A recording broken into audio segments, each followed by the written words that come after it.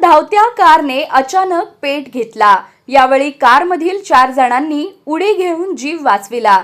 कारमधून 4 जण वेळीच बाहेर पडल्याने जीवितहानी टळली। मात्र या आगीत कार पूर्णपणे जळून खाक झाली आहे।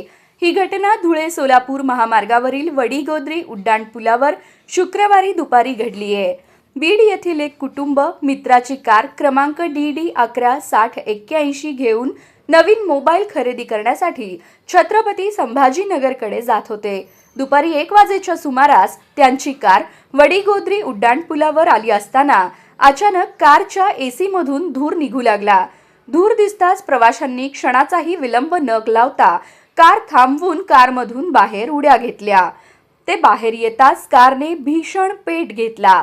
वडीगोद्री परिसरात अग्निशमन दलाची सुविधा नसल्याने आग विझवण्यासाठी ग्रामस्थांना मर्यादा आल्या। कार पूर्णपणे जळेपर्यंत आग आटोक्यात येऊ शकली नाही।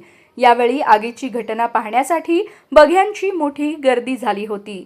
त्यामुळे या महामार्गावर काही काळ वाहतूक विस्कळीत झाली होती।